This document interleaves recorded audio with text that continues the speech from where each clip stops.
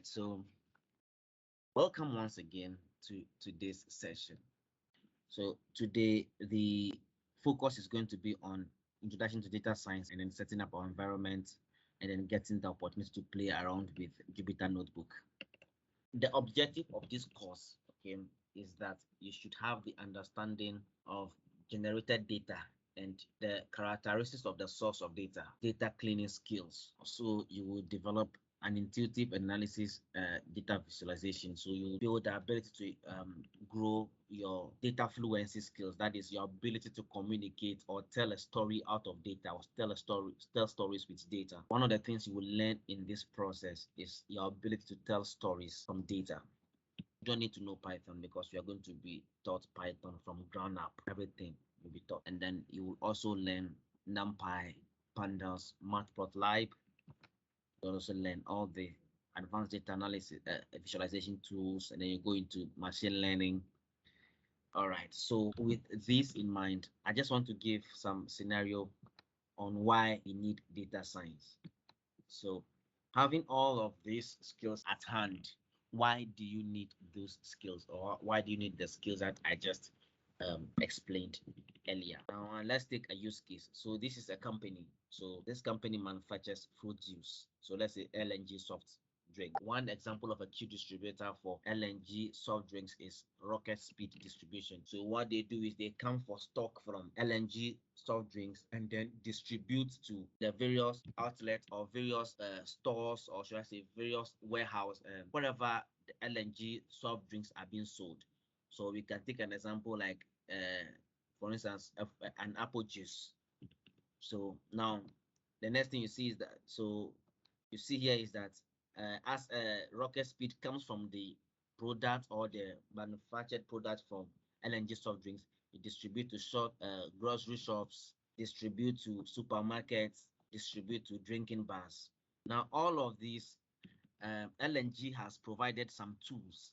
So these tools, the goal for the tool is that as Rocket Speed is distributing to the various grocery shops, the various supermarkets, and the various drinking bars, they collect data, as in what they have in stock before taking the new stock, the price at which they are selling the product, that is the recommended retail prices, and then the price at which they are giving the product to them, and then the quantity of stock that they have bought. Or let's say LNG is giving them fridge. For instance, when you see some stores, you see Coca-Cola fridge or Lucozade fridge or any of those fridges. So maybe LNG is also giving fridges, and they ask and they want to find out when, like, so they have even another set of people that goes to the various grocery outlets, supermarket, and drinking bars just to check the fridges that they have given to them. How are they using them? Are they having some foreign items in the fridges and all of that? So all these data are being collected and synced to a server or a cloud server that is hosted somewhere else at all for LNG. So it's a cloud server that belongs to LNG soft drinks. So they have access to this entire data. Now the question that the CEO of LNG has is this: what is the market share that we have in the like, what is our market share?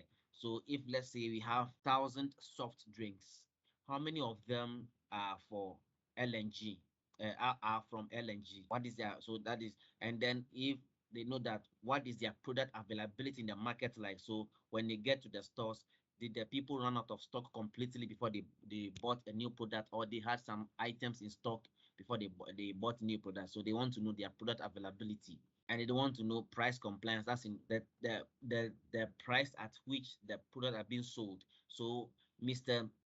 Peterson, or the CEO of LNG, wants to know all of these things. The price at, what is the price at which our product are being sold, because that can directly impact the rate at which sales moves, because if the product is supposed to be sold at a certain price and the outlet escalates the price, you can be sure that the people rather go for a more competitor product which is lesser in price but with a similar value, so, or maybe higher value. So the price at which product are being sold are very relevant to the business as well, and they want to know price communication. So for instance, when you go to some outlet, you can see, for instance, Coca-Cola and then they wrote on the price at which the product is being sold. Let's say the Coke is being sold, let's say 1 CD 20 pesos, 1 CD 60 pesos. That is what we call price communication. So are the prices communicated well in the outlet when they go, when their own surveyors or merchandisers also go? So they also, aside the distributors, they also have surveyors who go to check on these things for them. We call them execution. So they go to check whether the executions are being done rightly, and then they want to check on their cooler deployment. Cooler deployment basically has to do with their fridges and all of that they have been deploying. And then cooler purity, that is how do they have some foreign items in the fridges or the foreign items in the coolers. So Mr. Peterson wants to have all these answers. Now, in our previous slide, we saw all the data being collected by the distributors and then the people who they have employed to collect more data for them, or extra more data for them. So they have access to the data, but the question is, how do they get the answers to these business relevant questions? And that is when data science skills comes into play. So data science is simply a discipline that focuses on solving problems and driving decisions using data. Data science, so for instance, so in the case of Mr. Peterson, it is easier for a data scientist like you to help him answer those relevant questions that drive the business growth just by taking an expert look at their data and performing a more rigorous analysis on their data. Next thing, that is tell some have complex data forms into simple and understandable stories. So one of the things that I mentioned earlier that you learn is visualizations and data fluency. So yes, Mr. Peterson has those data.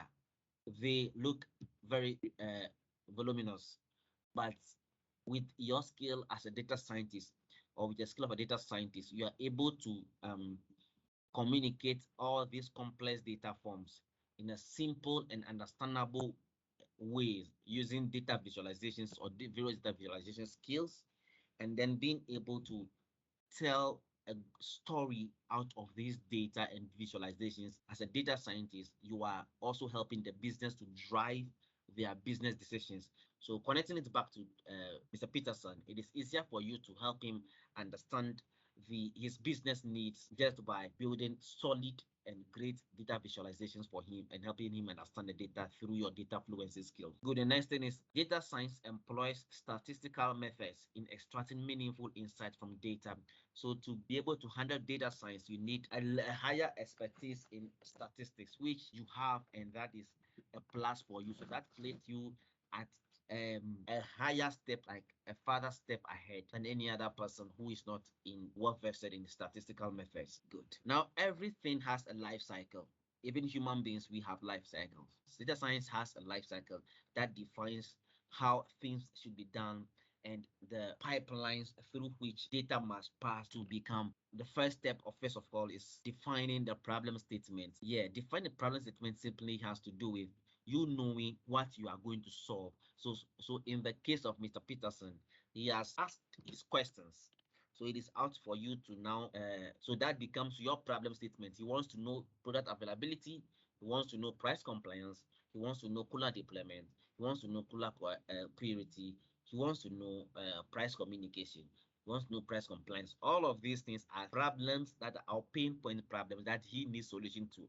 So that becomes your problem statement that you have defined, which whatever you are going to do is going to evolve around that central problem to provide solution and meaningful data to data visualizations to support your solution or to support your recommendations. So that is the first stage. Now the second stage is data mining. So data mining has to do with data collection, which even in the health sector, there are several ways of collecting data. Yeah, that could be from even hospital records, from laboratory records. There are so many ways to collect data, and you have worked in that space before, so you know how those data are being collected. And now, for instance, in the case of Mr. Peterson, who is the CEO of LNG Soft Drinks, their data collection approach happens through their distributors and as well as via surveyors or the people that they send onto the field to help them collect data on their outlets. Now, the next thing that is very important is data cleaning and validation. Now, you can make nice visualizations, but if you are working with a wrong data, your hard work is as useless as no a solution at all, because it is more dangerous to give the business a wrong data that they use to make wrong decisions that will cost the company a lot of money than not giving them anything at all. That is another important stage in the life cycle of data science. Now, the next thing is data investigation. That is where you start doing some exploratory analysis to look at how the data is like. Okay, so you collect data on the product, just do a quick visualization on the most sold products, the in terms of volume, the most sold product in terms of amount, the average sales price, recommended retail price, or the unit price at which product has been sold. So you can do some brief exploratory analysis on any form of data. That is very important because it helps you understand the kind of data you are working with. That is why we call it data investigation. You're investigating the data to know what you are working with. And next thing is data modeling. That is where you start going into machine learning. You will begin to now model your data, build models, logistic models, linear regression models, based on what your need is and based on what you want to achieve determines the kind of models you need to build. Then we come to data visualization. So data visualization has to do with really going in depth into the data and producing relatively high data visualizations that speaks to the problem even at a glance. Just at a glance, anyone can tell what your story is all about. And the next thing is deployment and result monitoring. So you share the result with, let's say, the CEO. You use that to execute in the market. Then they go back to the drawing board and see whether they are performing well. If not, they go back again. So they keep iterating. So the results are met, the expectations are met, everything is working perfectly. Then they can say that okay, they are on track, growing to the points that they expect to get to. Cool. So that is it when it comes to data science lifecycle. All right. At this point, I want to take us to the next stage of setting up our environment. Join me in the next session where I will walk you through how to set up your environment and introduce you to Jupyter Notebook and Python programming. If you have not subscribed yet, please do and click the notification button so that you will be the first to know when we release a new video.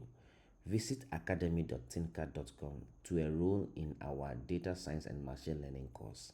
Thank you very much and see you in the next video.